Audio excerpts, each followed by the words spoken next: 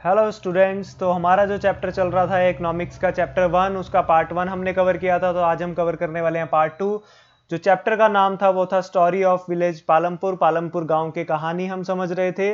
Last video session में हमने एक ओवरव्यू कवर कर लिया था और ये समझ लिया था कि जो पालमपुर गांव है वहाँ की 75% जो पॉपुलेशन है वो सिर्फ किस पे डिपेंडेंट है, लैंड यानी कि एग्रीकल्चर पे डिपेंडेंट है, फार्मिंग पे डिपेंडेंट है।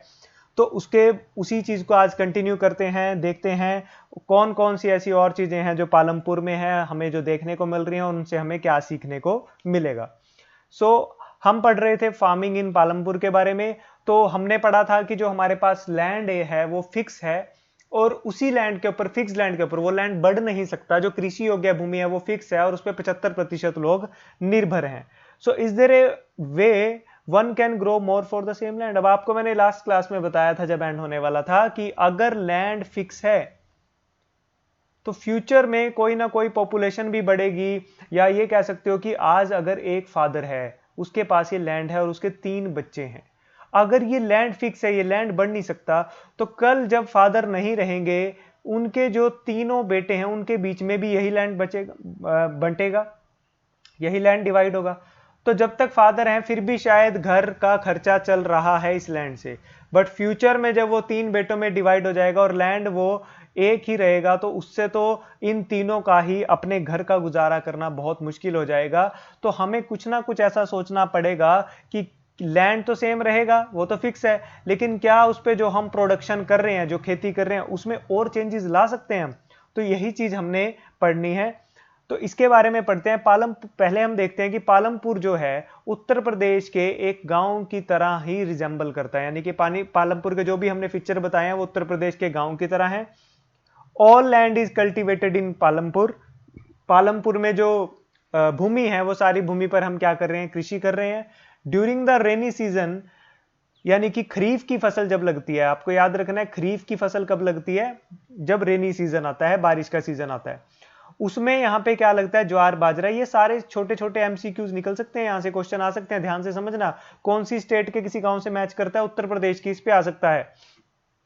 वहां पे रेनी सीजन में कौन कौन सी फसलें लगती हैं, ज्वार और बाजरा की फसलें वहां पे लगती हैं, यानी कि मोटे अनाज लगते हैं। और ये वहां पे क्यों लगाए जाते हैं, जो वहां पे पेट्स हैं, जो जानवर हैं, जो कैटल्स हैं, उनके चारे के लिए लगाए जाते हैं। Cultivation of potato is done between October and December. तो अक्टूबर से दिसंबर के बीच में वहां पे कौन सी फसल लगाई जाती है, आलू की खेती की जाती है। इन द विंटर सीजन, सर्दी के मौसम में कौन सी फसलें लगती हैं, रबी फसलें लगती हैं। उस टाइम पे वहां पे गेहूं लगाई जाती है। तो यहां से क्वेश्चन भी आ सकता है कि जो गेहूं है वो किस तरह की फसल है, वो रबी की फसल है। जो चावल है, जो राइस है, वो किस तरह की फसल है, वो खरीफ फसल है। तो ये बेसिक डिटेल्स आपको पता होनी चाहिए। यहां से एमसीक्यू निकल के आ सकता है या शॉर्ट क्वेश्चन निकल के आ सकता है।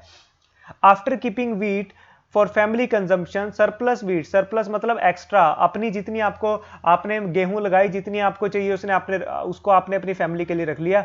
जो एक्स्ट्रा बची है उसको आप कहां बेच दोगे, रायगंज। मैंने आपको लास्ट क्लास में बताया था कि एक नियर बाय जो पालमपुर है वो किससे कनेक्टेड है, रायगंज से कनेक्टेड है। तो रायगंज में जाके उसको मार्केट में बेच दिया जाता है। A part of the land area is also devoted to sugarcane. तो कहते हैं जो जितने भी एरिया में कृषि हो रही है उसका कुछ एरिया गन्ने की खेती के लिए भी रख दिया जाता है। हर साल एक बार हर किसान जो भी है अपनी उस जमीन पर गन्ने की खेती भी करता है। Sugar cane in its raw form और as jaggery it is sold to the traders in Shahpur. अब ये जो गन्ना बिक रहा है वो ज्यादातर या तो रॉ फॉर्म में, यानी कि अपनी फसल की फॉर्म में डायरेक्ट बिक रहा है, कहां पे, शाहपुर में। या फिर वही गन्ना, इस गन्ने से क्या बनता है हमें पता है, गुड़ बनता है। और गुड़ को क्या बोल दिया जाता है, इंग्लिश में जैगरी बोल दिया जाता है। या फिर गुड़ की फॉर्म में वो शाहपुर में बिकता है। तो अगर आपसे शॉर्ट क्वेश्चन में पूछ लिया जाए कि पालमपुर से गेहूं की जो बिक्री हो रही है वो कहां कहां की मार्केट में हो रही है, रायगंज की मार्केट में। और जो गुड़ की बिक्री हो रही है वो कहां पे हो रही है, शाहपुर में जाके हो रही है। नेक्स्ट हम बढ़ते हैं। The main reason why farmers are able to grow 3 different crops in. अब हमने देखा कि वहां पे एक ही साल के अंदर हम गेहूं भी लगा रहे हैं, हम मोटा अनाज ज्वार बाजरा भी लगा रहे हैं, हम गन्ना भी लगा रहे हैं, हम आलू भी लगा रहे हैं। तो कह रहे हैं ये सारी चीजें कैसे हो पा रही हैं, एक साल के अंदर इतनी क्रॉप्स कैसे लग पा रही हैं, कुछ तो खासियत होगी वहां की। देखो इसके 2 कारण है। पहले तो वहां जो इरिगेशन का सिस्टम है, इरिगेशन मतलब वाटर फैसिलिटी, जो सिंचाई का सिस्टम है वो बहुत प्रॉपर है उसके कारण, क्योंकि अगर आपके पास पानी की फैसिलिटी नहीं होगी तो आप बार बार फसल कैसे लगा सकते हो।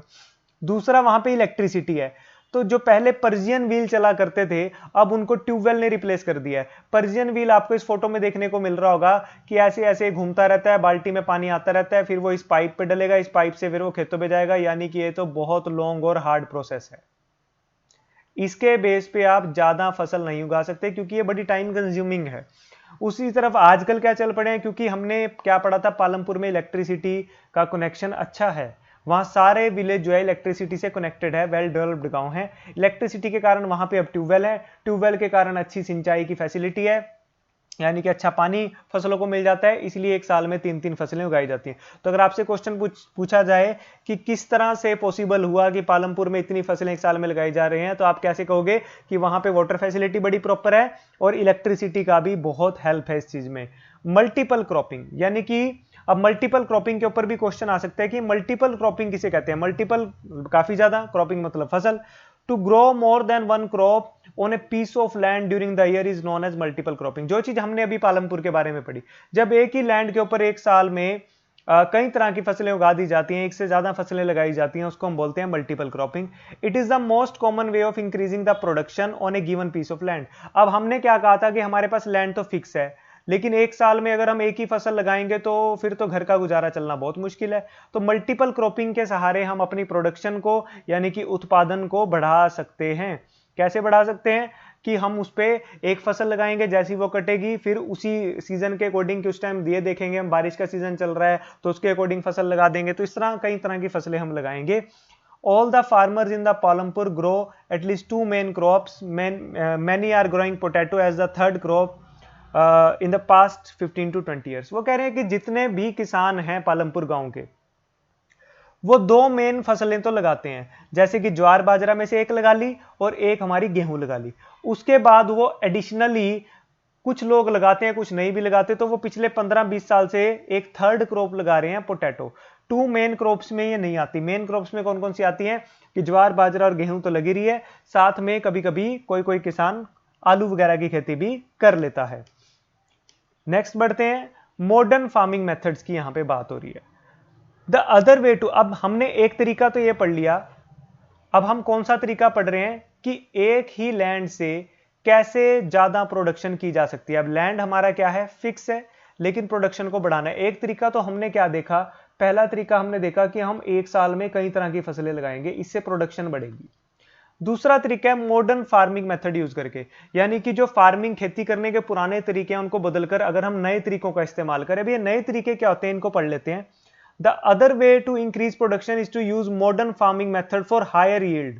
अब ये yield किसको बोलते हैं, it is measured as crop produced on a given piece of land during a single season.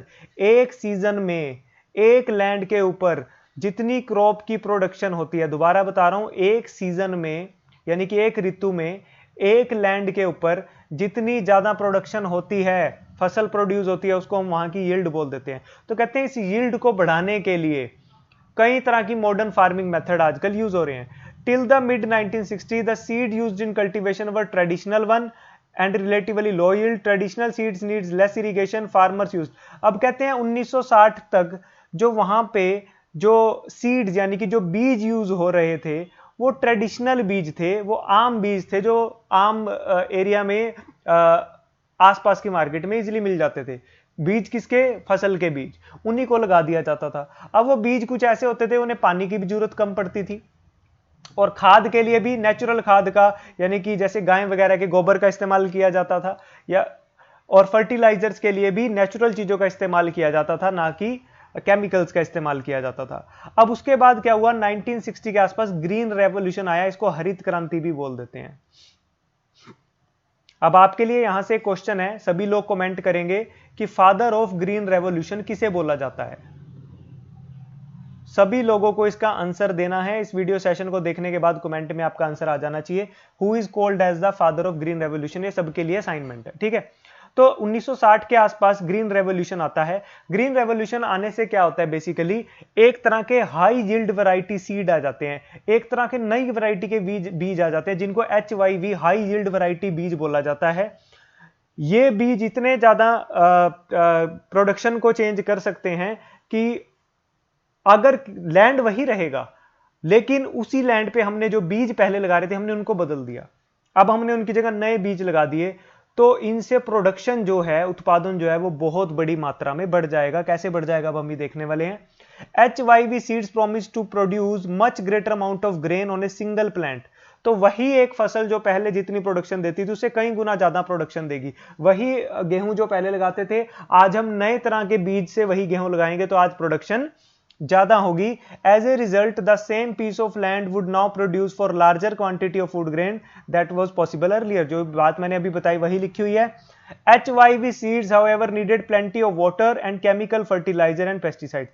जैसे हमने कहा था कि जो ट्रेडिशनल बीज थे उनको कम पानी चाहिए होता था और जो उनको खाद वगैरह चाहिए थी वो नेचुरल खाद से काम चल जाता था। बट जो HYV सीड्स हैं ये प्रोडक्शन तो ज्यादा दे रहे हैं but at the same time इनमें पानी बहुत ज्यादा चाहिए होता है। इनमें हमें जो फर्टिलाइजर है वो केमिकल फर्टिलाइजर यूज करने पड़ते हैं, पेस्टिसाइड इंसेक्टिसाइड यूज करने पड़ते हैं अगर हमें अच्छा रिजल्ट चाहिए।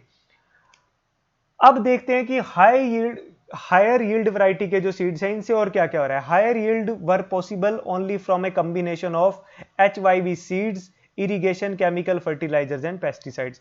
कह रहे हैं कि अगर हमें एक लैंड से ज्यादा प्रोडक्शन करनी है, ज्यादा यील्ड निकालनी है, तो एक तो हमें हाई वैरायटी के सीड्स हैं इनको यूज करना पड़ेगा।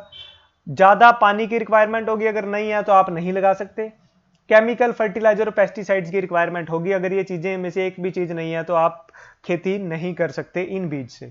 Farmers of Punjab, Haryana and western UP were the first to try out the modern farming methods in India. अगर भारत की बात करें तो भारत में सबसे पहले जिन स्टेट्स ने ये जो हाई यील्ड वैरायटी के सीड्स हैं इनको ट्राई किया वो कौन कौन सी स्टेट्स हैं? पंजाब, हरियाणा और वेस्टर्न उत्तर प्रदेश, यानी कि पश्चिमी उत्तर प्रदेश। पालमपुर की अगर हम बात करें, the yield of wheat grown from the traditional variety was 1300 kg per hectare. With this type of new seeds, the yield went up to 3200 kg. अब आप देख सकते हैं कि जहां पे हम पहले बीज लगाते थे तब 1300 किलो की प्रोडक्शन अगर निकलती थी, अब वही प्रोडक्शन कितनी निकल रही है? 3200 किलो की। यानी कि लैंड सेम ही है, पर हेक्टेयर लैंड पे जहां पहले 1300 किलो की प्रोडक्शन होती थी गेहूं की, अब 32 हो चुकी है। तो आप अंदाजा लगा सकते हैं वो कितनी ज्यादा बढ़ गई है। इतनी ज्यादा बढ़ने से प्रॉफिट भी ज्यादा होगा।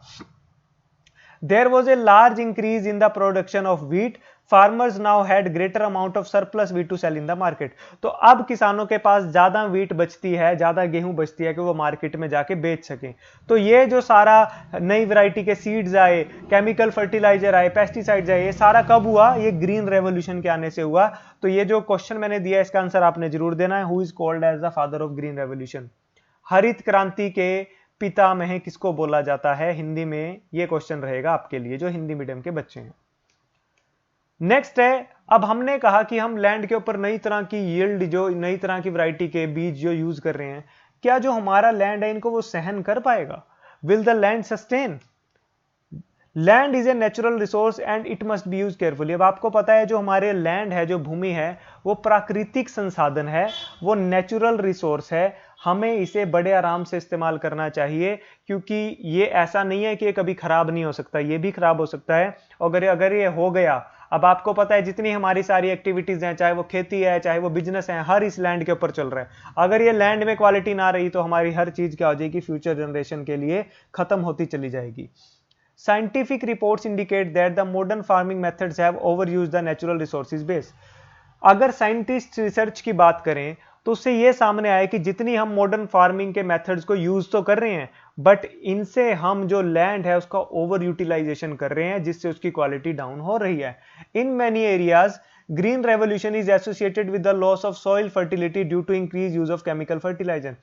काफी एरिया में ऐसा देखा गया कि ग्रीन रेवोल्यूशन के, हरित क्रांति के आने के बाद जो मिट्टी की जो फर्टिलिटी है, जो मिट्टी की उपजाऊ शक्ति है, वो भी बहुत जगह पर डाउन हुई है। यानी कि भूमि अब उतनी ज्यादा उपजाऊ नहीं रही, जो मिट्टी है उतनी ज्यादा उपजाऊ नहीं रही क्योंकि इस जो हाई वैरायटी सीड्स हैं इनमें केमिकल बहुत ज्यादा यूज हो रहे हैं। Also continuous use of the ground water for tubewell irrigation has reduce the water table. Water table क्या कहते हैं कि हमारी जो भूमि है उसके नीचे कितना वाटर पाया जाता है उसको हम बोल देते हैं वाटर टेबल।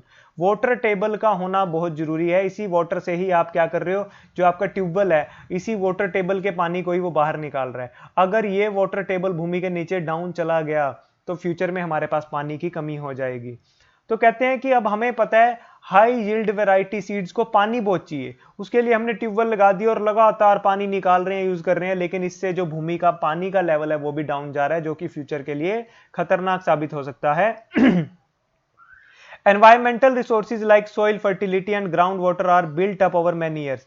अब ये जो भूमि की उपजाऊ शक्ति है, जो वाटर टेबल है, ये कोई एक या दो दिन में नहीं बनता। इनको बनने में बहुत लंबे साल, बहुत कई वर्ष लग जाते हैं, हजारों लाखों वर्ष भी लग जाते हैं इन चीजों को बनने में। अगर हम इनको इस तरीके से खराब करते रहे तो ये दोबारा इतनी जल्दी नहीं बनेंगे और इंसान का जीना मुश्किल हो जाएगा। Once destroyed it is very difficult to restore them.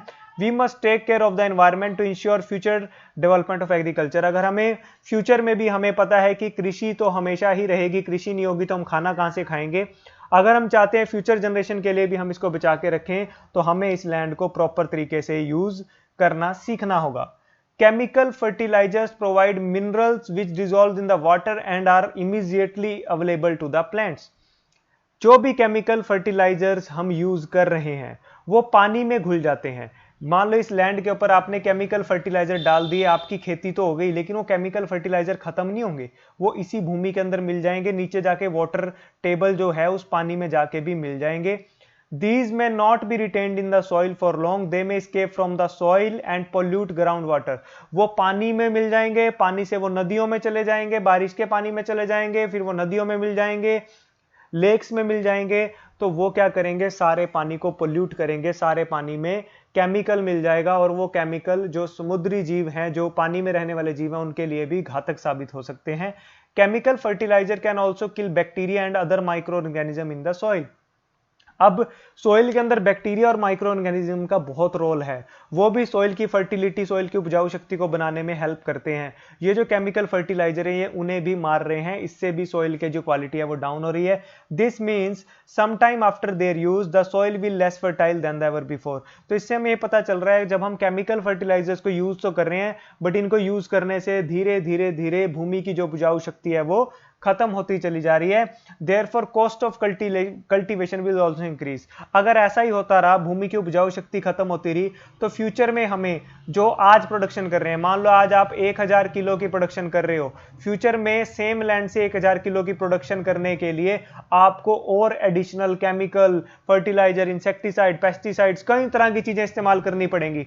अब आप कई तरह की चीजें इस्तेमाल करोगे, उन्हें कहीं से तो खरीदोगे, उसको खरीदने में भी तो पैसे लगेंगे। तो अगर ऐसे ही चलता रहा, जो फ्यूचर में कृषि करने के लिए जो पैसे चाहिए, उसकी जो कॉस्ट आएगी, जो खर्च आएगा, वो भी धीरे धीरे बढ़ता चला जाएगा। तो आज के इस वीडियो सेशन में हमने क्या देखा, हमने देखा कि जो भूमि है उस पे हम प्रोडक्शन को कैसे बढ़ा सकते हैं, क्योंकि भूमि तो बढ़ नहीं सकती, भूमि तो फिक्स है। उस पे प्रोडक्शन को बढ़ाने के लिए हमने देखा कि हम लैंड के ऊपर नई तरह की फार्मिंग टेक्निक यूज करेंगे, नई तरह के बीज यूज करेंगे, केमिकल फर्टिलाइजर यूज करेंगे। पहले जो इरिगेशन सिस्टम था वाटर के लिए, अब हम ट्यूबवेल यूज करेंगे। लेकिन उसके बाद हमने देखा कि इन चीजों को यूज करने से बहुत हार्मफुल इंपैक्ट होने वाले हैं हमारी फ्यूचर जनरेशन के लिए। तो नेक्स्ट पार्ट कवर करेंगे नेक्स्ट वीडियो सेशन में। इस वीडियो सेशन को रखते हैं यहीं तक। आप इसको अच्छे से देखना, अच्छे से समझना, अपने notes banana. So thank you so much for watching.